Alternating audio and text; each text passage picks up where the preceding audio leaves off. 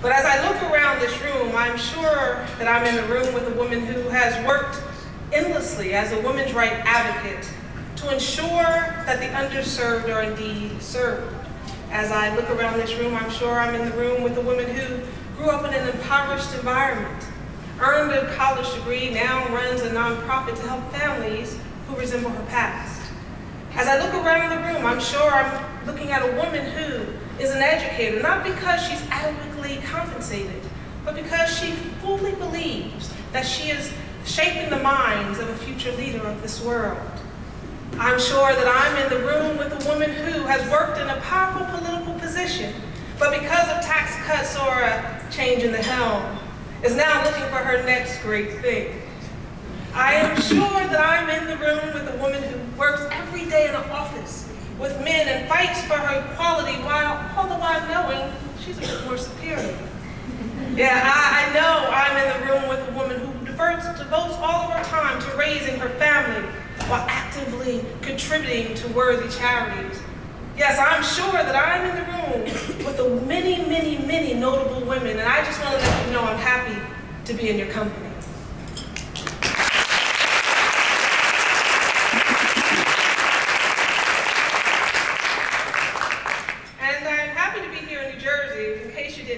New Jersey is my home. I grew up in Ewing Township, New Jersey. I went to Laura Elementary School in West Trenton, New Jersey. I went to Notre Dame High School in Lawrenceville, New Jersey. I got married and lived in a little house in Clinton, New Jersey. My children, I had them in Englewood, New Jersey. My mother still lives in Ewing and has businesses in Trenton, New Jersey. I had a restaurant in downtown Trenton, New Jersey, and my father, whom I love more than you can imagine, lived in Princeton, New Jersey. So yes, New Jersey is my home, and I'm proud to be a woman from New Jersey here tonight to benefit the National Women's History Museum. As President Barack noted in his 2011 Women's History Month proclamation, in honor of the pioneering women who came before us, and in recognition of those who will come after us this month, we recommit to erasing the remaining inequalities facing women in our day. March is the month of special recognition for women's place in our future and in our history. Yes, there are many women to whom each of us can pay homage for making us strong and productive women. But I can say unabashedly and without pretense that my greatest female role model is a woman named Betty Louise Young. And that's my mother, and she's sitting there today, and I'm sure it's not.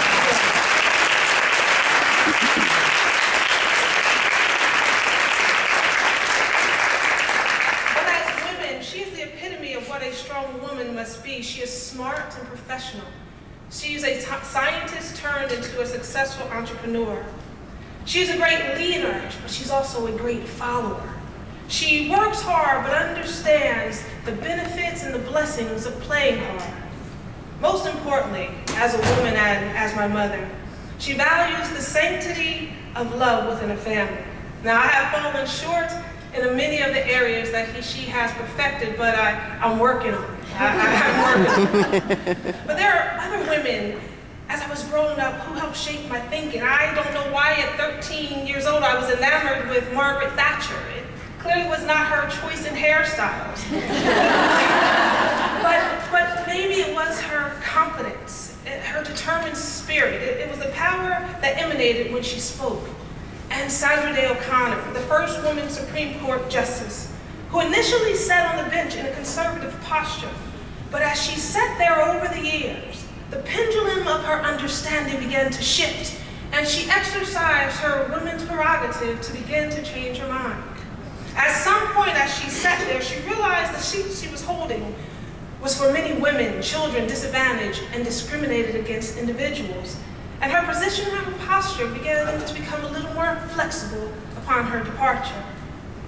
And I respect Shirley Chisholm, the first African-American woman who was voted into Congress, and the first woman who ran for the Democratic National Convention.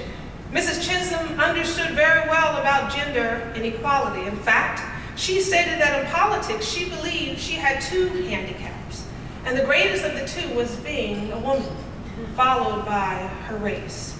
Yet and nevertheless, she fought for what she believed would advance the power of women and people of color, and thus our country as a whole. Yet this month, as a nation, we honor women.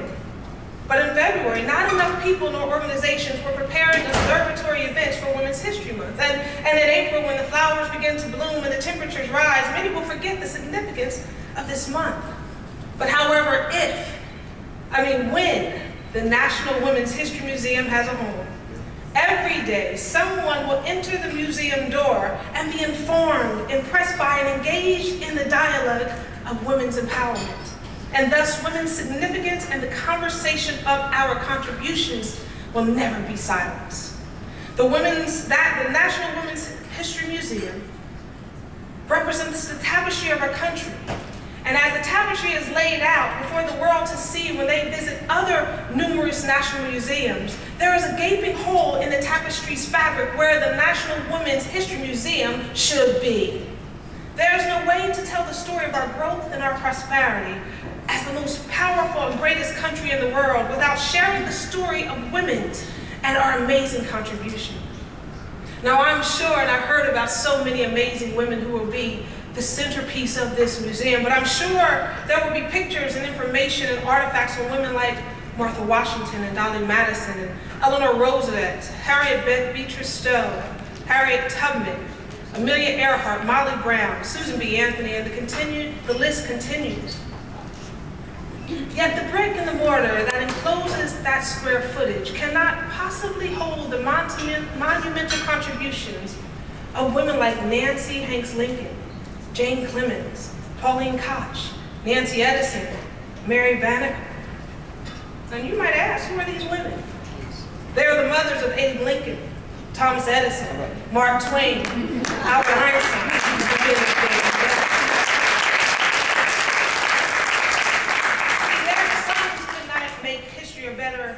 Shaped this country's history had they not loved, taught, disciplined, and empowered them. Their sons made history, yes, his story, but that's because of her story. It's her story. Now, on a personal note, and I hope that someone's listening to me, I truly hope there's a small place in this museum for Michelle Barack Obama. Yeah.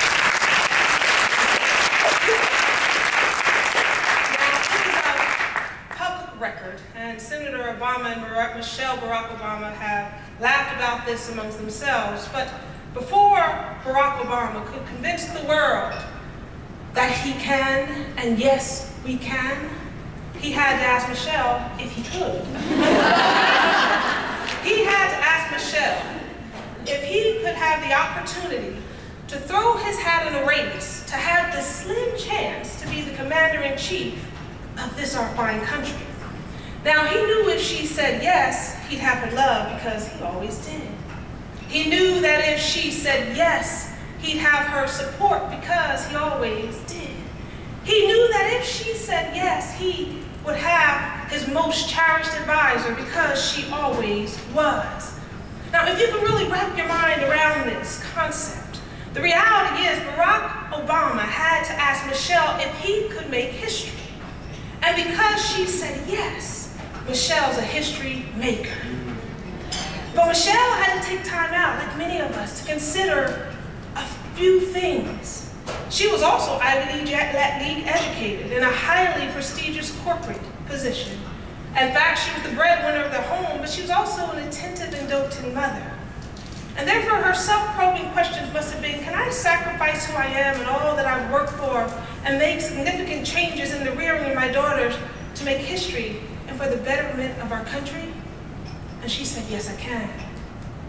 I am sure that I'm in a room with a woman who has also sacrificed so that her husband, her son, her daughter, her partner, her grandchild could also achieve greatness and possibly make a historical contribution to our country or the world.